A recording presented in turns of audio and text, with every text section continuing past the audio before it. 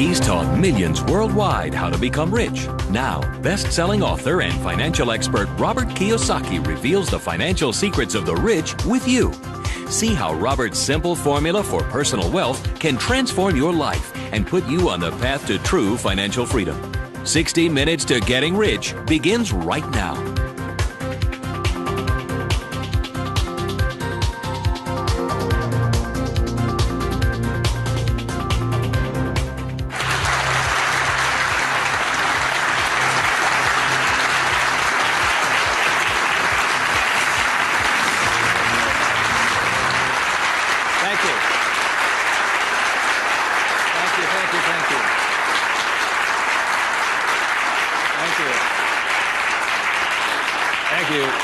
You're very kind. Thank you very much.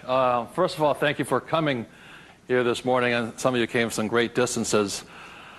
I remember every time I do a talk, I'm always worried that people won't show up, and so my ego couldn't handle the blow. So thank you for showing up, and I'll do my best to be of some value or entertainment today. First of all, how many people have had the chance to read Rich Dad, Poor Dad? Good. Okay, thank you. For those who haven't had a chance to read the book, I'll give you a quick background on the story. Rich Dad, Poor Dad is a true story, and it's based upon my two dads. My real dad was the head of education for the state of Hawaii, a very smart man. He was the boss and things like that when I was in school. And my rich dad was my best friend's father. And my best friend's father was a man who didn't finish school. He dropped out of school at age 13. But ultimately became one of the richest men in the state of Hawaii. Self-made, did it on his own, and stuff like that.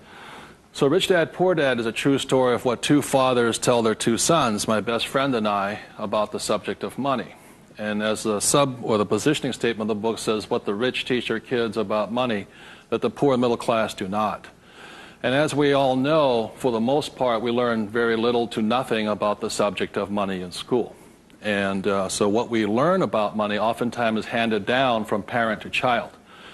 And those are the ideas that we have relative to the subject of money. So my rich dad was a man who, he was my best friend's father, like I said, when you look at the white sand beaches of Waikiki and the hula girls and the palm trees, my rich dad was the guy that owned the land underneath the hotels. And my poor dad, I call him my poor dad, although he was a high-paid government official, and I do mean high-paid. He made a lot of money. In fact, he made much more money as far as a salary and paycheck goes than my rich dad. And so the story is really what my rich dad taught me as compared to my poor dad. And so what we're going to be going over today are some additional ideas and thoughts and information that may assist you in getting wealthier, easier, quicker. How many people would like to get wealthier, easier, and quicker? Good, thank you. So in contrasting them, most of us have heard, like my poor dad, very middle-class man, smart man, but he had middle-class ideas when it came to money and values. And he always said, son, our house is an asset, and it's our largest investment. And my rich dad would say, here I'm 9 years old, I go, okay, I got it, Dad, I got it, right? And then I would go over to my rich dad's house, and I would say, my dad just said, our house is an asset and our largest investment. And my rich dad would say, well, that's why your old man's not rich, is because your house is not an asset, and if it's your largest investment, you're in really big trouble. And that's when the contrast that started to hit me. And then my poor dad always said, do you think money grows on trees? And his favorite words were, I'd say, Dad, let's buy this. He goes, I can't afford it. And my rich dad said he forbade his son and I from ever saying the words, I can't afford it. He said, the moment you say you can't afford something, it becomes true. So the power of the spoken word or your thought has the ability to become what you think is real in the world.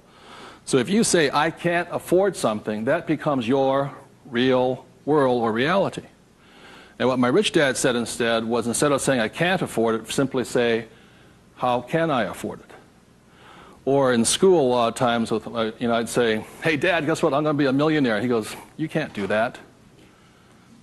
And my rich dad said, never say you can't do something.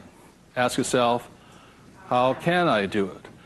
And he said, and just in the switching of those words, if you say, how can I afford it, your mind opens up to the possibility.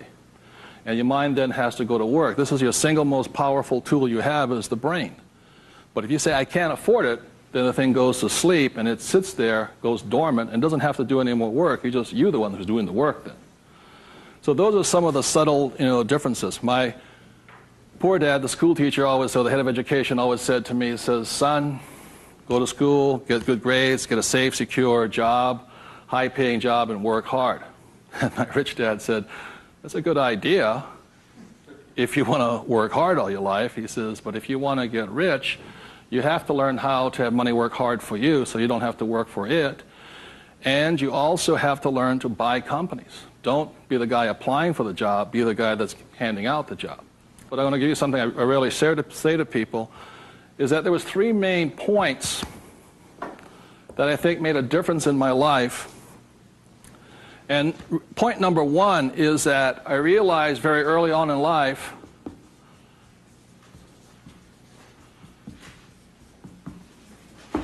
money is a what? Idea. It's whatever you think it is. Now, when people say, well, how can I get more money? I say, well, just first change the way you think. Change your ideas. That's the good news. That's all you have to do. I realize when I talk to people about money, I'm slamming straight into their ideas. And a lot of times with money, there's several subjects you don't talk about at the dinner table: sex, religion, politics, and money, and whatever. And the reason for that is it's a very volatile subject. Whereas in my family, my poor dad, the school teacher family, was, I'm not interested in money. Money is not that important to me. I began to realize that was my poor dad's idea, was his attitude. Whereas my rich dad always said to me, money is power. Money gives you power. Respect it. Treat it respectfully. So there's all these different ideas about the subject of money. The thing I hear people say is, I'll never be rich.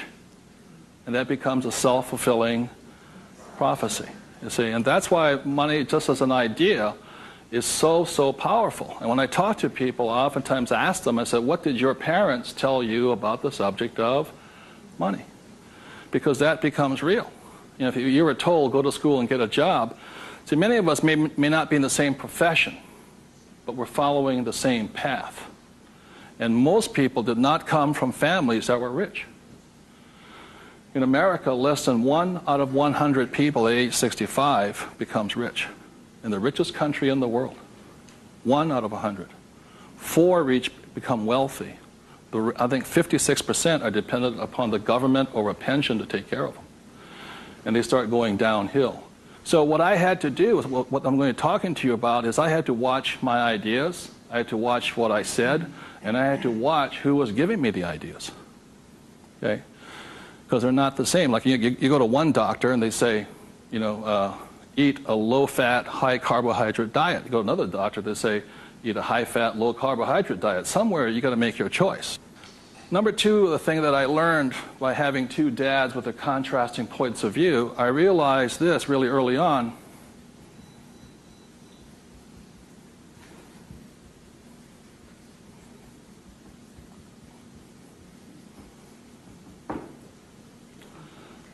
I realized that money doesn't make you what?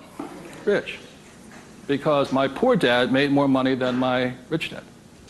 So I think one of the biggest mistakes we've been going into is a lot of times people actually think if I win the lottery, then I'll be rich. Or if I go to Vegas or gamble or my luck changes, then I'll be rich. It has nothing to do with it. Money is a very powerful tool, as my rich dad used to say. If you use it well, it'll make you richer. If you abuse it, it'll make you poor. So one of the big things that my poor dad made the mistake of saying, he always thought that if he got a pay raise, that would solve his money problems. And the trouble is, every time he got a pay raise, he got bigger problems. So it made him poorer and poorer the more money he made. Does that make sense, you guys? That was a very big problem with him. And then the third thing I realized by having 2 dads and having 2 contrasting points of view was that there's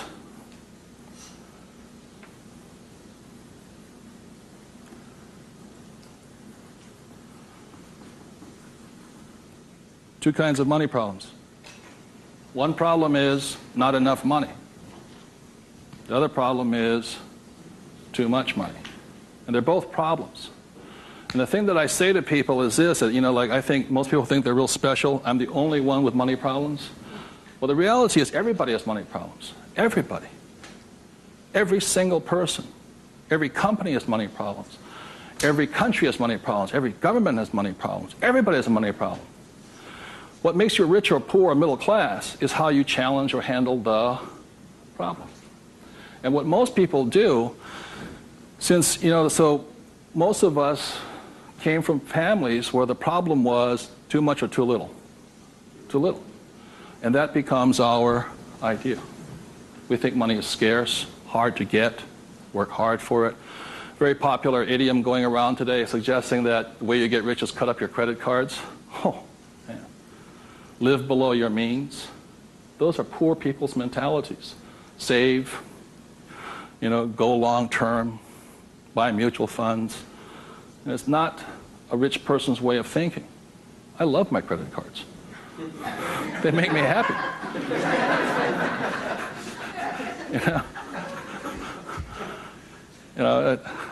I drive, it says, drive a cheap car. I don't look good in a cheap car.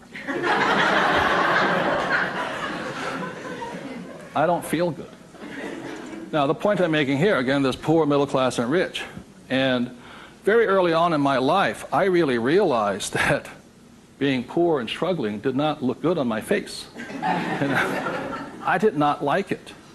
But I grew up in a family that if you were rich, the idea was that you were crooked, evil, not caring, inhuman, not generous, and all that stuff. So if I said I want to be rich, then I went against my family's values. It was tough having that. Now, the other thing I saw was that by my rich dad managing his money well and becoming a business owner and an investor, that he got richer and richer and richer. Then he had a different kind of problem. His problem was too much money. And my rich dad said to me when I was about 18 or 19 years old, he said, son, there's two kinds of problems. Not enough or too much. Which one do you want? And at that point,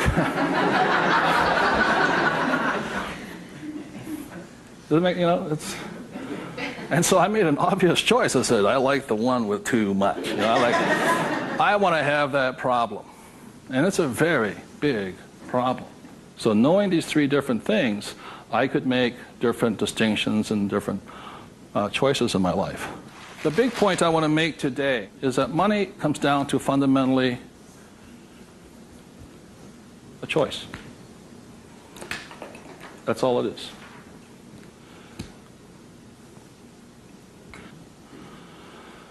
And so, as a young boy having two dads starting at age 9, I had to make a choice of which dad I was going to listen to. And it was a tough decision. Really, really, really hard because I loved both men. Both men were big men. If there was a role model that they filled, they were tall, and they acted like John Wayne or Robert Mitchum, not Pee Wee Herman. They were big, strong, powerful, good, honest, hardworking men. I love them both. But their ideas were almost polarized, completely opposite. And that's why in Rich Dad, Poor Dad, in the book, I write that Robert Frost's poem, I think The Road Less Taken or The Road Less Traveled, I had to make a choice of which one I was going to listen to. Which one was I going to follow down the path? And I made that choice. And it was a hard decision because I had to go against my whole family's culture, beliefs, and they're all school teachers. When I came back from Vietnam, they said, I got my bachelor's degree. I got that Bachelor of Science. They said, now, son, you are going for your master's, aren't you? I said, I kind of doubt it. He said, but you won't get a good job. You get a better pay raise if you have a higher degree. I said, I'm not going to get a job. And it's hard. You sit at the dinner table and there's no conversation, Well, you going to get your doctorates? I said, well, if I'm not going to get my master's, I don't think I'm going to get my doctorates. Yeah, but you get a better pay raise. They came from the government model that it was not what you did, it was what your degree was that you got paid by. And that's their reality. It's not my reality. So I had to make a choice. And the thing I say to people is that in many ways I'm more like my poor dad. You know, when I retired in 1994, sold my company and all this, I was set for life.